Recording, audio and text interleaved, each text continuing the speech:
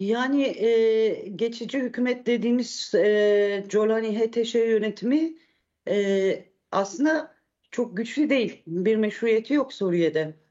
Halklar tarafından benimsenmiyor. Alevi katliamı aynı Şengal katliamı düzeyinde yapıldı ve halen devam ediyor. 8 Aralık'tan bu yana süren bir katliam var. Biliyorsunuz 13-20 Temmuz arası Süveyda'ya saldırdılar. Orada da katliamlar yaptılar. Yani başından itibaren KSD'ye, Kuzey ve Doğu Suriye'ye dönük tutumları biraz daha farklı. Çünkü mevcut güçleri yeterli değil. Netice itibariyle Şam Colan yönetimi IŞİD zihniyetine sahip tekçi, milliyetçi, cinsiyetçi bir yapılanma. E, Yani adeta bir sağ bağız ya da sakallı bağız, dinci bağız da diyebiliriz. Yani önceki Esad yönetiminden fark yok. Ama kendisini meşrulaştırmak istiyor. Yani uluslararası alanda tanınmak istiyor. Bu doğrultuda iş başına geldiği günden bu yana da Avrupa'yla, Amerika'yla ilişkilerini geliştirmek istedi. Zaten onların icazetiyle ve Türkiye planlamasıyla iş başına geldi. Bu doğrultuda da görüşmeleri sekteye uğratmıyor. Yani en azından Avrupa ile Amerika ile. Şeye gittiler Fransa'da işte görüşmeler yaptılar. Bu şeyle Amerika özel temsilcisi Barak'la yine Fransız yetkililerle yine İsrail ve ABD'lilerle bir toplantı gerçekleştirdiler. Yani bugün sanırım bizim aldığımız kaynaklarımızdan aldığımız bilgilere göre Paris'te KASE'de yani özel yönetim ve yine bu Şam Colani yönetimi güçlerinin katılacağı, Fransa ve ABD'li yetkililerin katılacağı, hatta İngiltere'nin de katılmak istediği bir toplantı olacaktı. Buna girmediler. Bu da Türkiye'nin istemi. HTŞ'nin yani Şam HTŞ yönetiminin aslında ABD ve Fransa'nın olduğu bir yerde işte özerk yönetim yetkilileriyle masaya oturmamak ya da onlarla görüşmemek gibi bir şey olamaz. Böyle bir güçleri de yok. Böyle bir iradeleri de yok ama Türkiye baskısı da bunu gerçekleştirmediler. Daha öncesinden de mesela diplomasi trafiği Ürdün dedin. Ürdün'de de evet yani üçlü bir mekanizma kuruldu. Ürdün, ABD ve Suriye arasında daha çok Süveyda'ya ilişkin görüşmeler oldu. İnsani koridor meselesi sanıyoruz koridor açılacak. E, Bunlardan önce yani Paris görüşmesine katılmayacaklarını ve buna gerekçe olarak da işte Kuzey ve Doğu Suriye'de düzenlenen Halkların Ortak Tutum Konferansı'nı göstermeden önce mesela HTŞ'li yetkililer bu Şam Colani yönetimi yetkilileri buradan bazı yetkililerden görüşme talep etmişlerdi. Ki o zaman da yani Paris toplantısından kaçınma çabaları yansıyordu. Türkiye'nin bu doğrultusunda direktiflerinin olduğu yansıyordu. Fakat bizim kaynaklarımızdan aldığımız bilgiye göre o süreçte özel yönetim yetkilileri herhangi bir yanıt vermedi. Çünkü yani malum saha Orta Doğu ve güçler bilinen güçler yani faşist ve kumpasçı güçler. Bunun Paris toplantısını engellemek için bir kumpas olabileceği düşünüldüğü için o süreçte bir görüşme yapılmadı. Ama mevcut durumda sen sordun HTŞ'nin yaklaşımı daha çok Avrupa'yla, Amerika'yla diplomasi yapmak, hatta Rusya'yla savaştılar biliyorsun. Yani Esad yönetim döneminde Rusya hava saldırılarıyla çok büyük kayıplar verdiler. Rejim ilerledi önemli oranda. En son zaten 27 Aralık'ta ilerlemeye başladıklarında yansıdı da Rusya rejime destek olmadı. Şimdi Rusya'yla da ilişkiler geliştirme, onu da sahada kendi çıkarlarına kullanma çabaları hakim.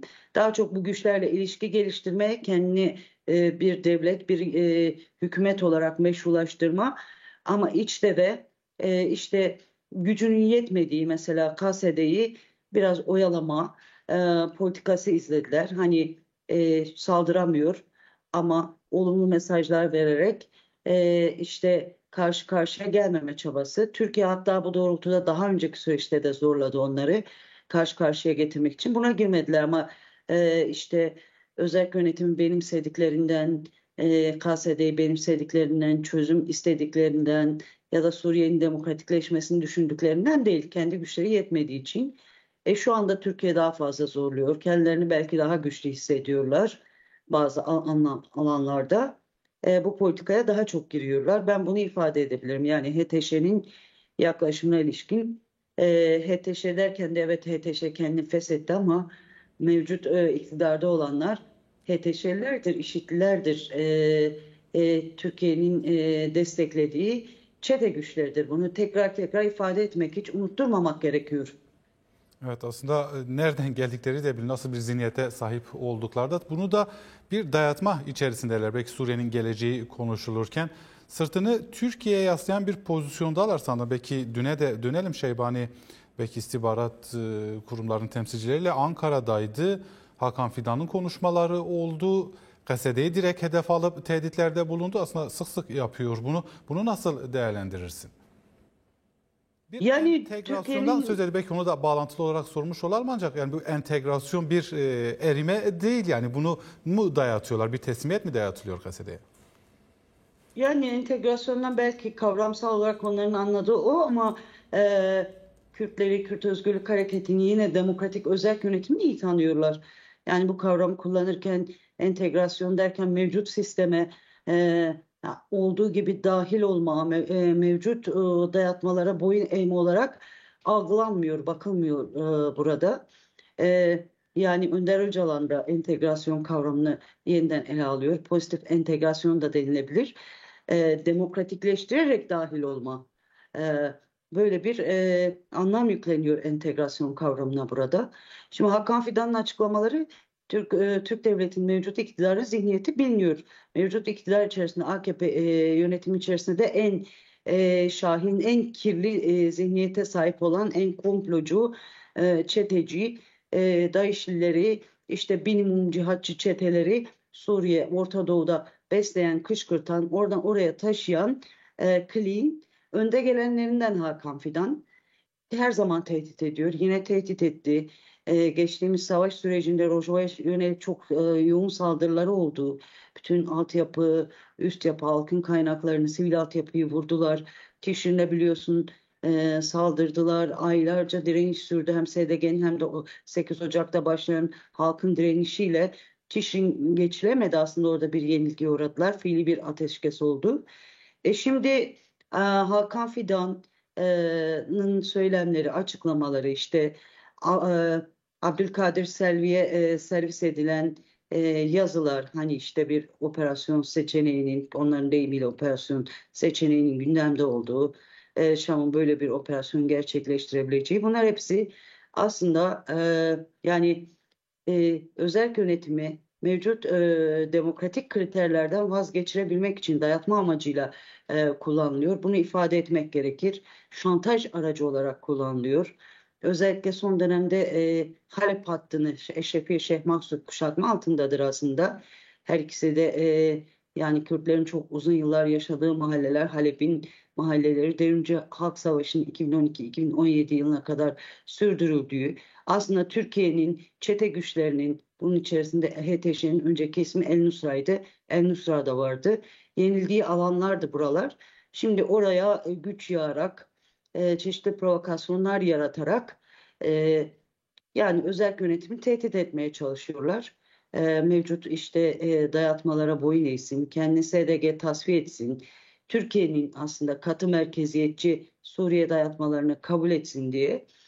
Ama bu kabul edilmez. Bir diğeri Türkiye açısından şuna bakmak gerekir yani.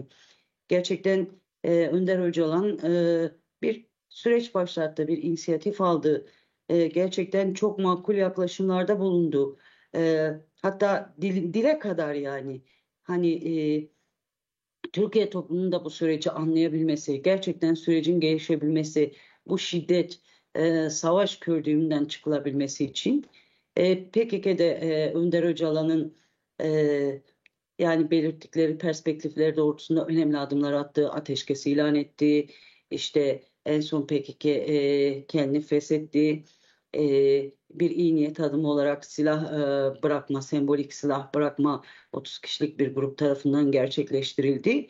Şimdi bir komisyon kurulmuş. Tabii komisyon eleştirilebilir. Henüz çok demokratik bir muhtevası yok. Bu sürece ne kadar hizmet edecek belli değil ama gerekli. Ama şimdi böyle bir süreçte yine aynı yaklaşımları sergilemek, işte bu süreci Kürt Özgürlük Hareketi'ni ve Rojava'daki kazanımları, Kuzey ve Doğu Suriye halklarının en büyük kazanımı canıyla, kanıyla, büyük bedellerle yarattığı yönetim sistemini tasfiye etmek, orayı işgal etmek, ne bileyim çete güçlerine boyun eğdirmek için kullanmaya çalışıyorlar. Bunu yapamazlar yani çözüm yaklaşımları tartışılıyor, güven vermiyor hiçbir şekilde. Böylesi bir gerçeklik var. Eğer Türkiye gerçekten güçlenmek istiyorsa, Türkiye gerçekten güvenliğini düşünüyorsa tam tersine Suriye'nin demokratikleşmesine hizmet etmeliydi. Tam tersine HTŞ, Jolani yönetimini destekleyeceklerine Suriye'de özel yönetimi gerçekten SDG'yi desteklemelilerdi. Çünkü Suriye'nin bir arada kalmasını sağlayan, Suriye'nin güçlü olabilmesini sağlayan bu güçlerdir. Böylesi bir gerçeklik var. Hiç de Türkiye'ye saldırma durumları yoktur. Hep Türkiye saldırmıştır. Ve gerçekten hani eğer Türkiye Suriye'de inisiyatif kazanmak istiyorsa ne bileyim bu Suriye'nin yeniden yapılanması olur, Suriye'nin sisteminin geliştirilmesi olur, Türkiye'nin gerçekten model alınması olur.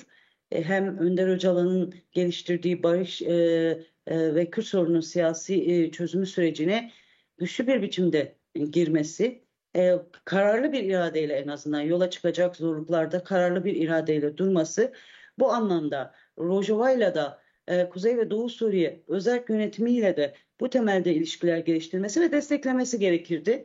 Ama tam tersine yani burada Kürtler kazanım elde etmesin, demokratik, adem merkeziyetçi, kadın özgürlükçü bir sistem olmasın, katı merkeziyetçi, cinsiyetçi, dinci, faşist, katliamcı bir sistem olsun. Suriye benim arka bahçem, benim babamın evi, top koştururum zihniyetiyle yaklaşılıyor. Bu da esas Suriye'yi parçalayan zihniyet. Ve tehlikeli yani sadece Suriye özel yönetim alanları yine aynı zamanda sadece Rojava kentleri açısından tehlikeli değil. Türkiye'nin kendisi için de yani. Şimdi Süveyde'de yapılanları gördük. Süveyde halkı onurlu bir direniş sergiledi. Ama mesela İsrail kendisi izin vermesine rağmen işte bu HTŞ güçleri içeri götürmesine sonra yanlış anlaşılma denildi. Bu çeteler işin dozajını kaçırdılar. Sonrasında saldırılar yaptı İsrail mesela Suriye'nin güneyinde büyük bir bölüme yerleşmiş durumda. Şimdi Yani Türkiye ne istiyor yani? tekçi tutum bir yandan da kaosu derinleştiriyor aslında. Belki Süveyda bir örnek. Kaosu derinleştiriyor. Acaba Türkiye şöyle bir şey mi umut ediyor?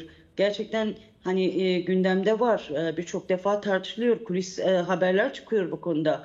Acaba gerçekten böyle bir gündem var mı? Suriye'nin güneyi İsrail'e, işte Suriye'nin kuzeyde Türkiye'ye. Bunda da işte mesela Barak'ın yaklaşımları da düşündürüyor. Ben demiyorum böyle kesin bir şey var ya da çok kolay uygulanabilir bir şey.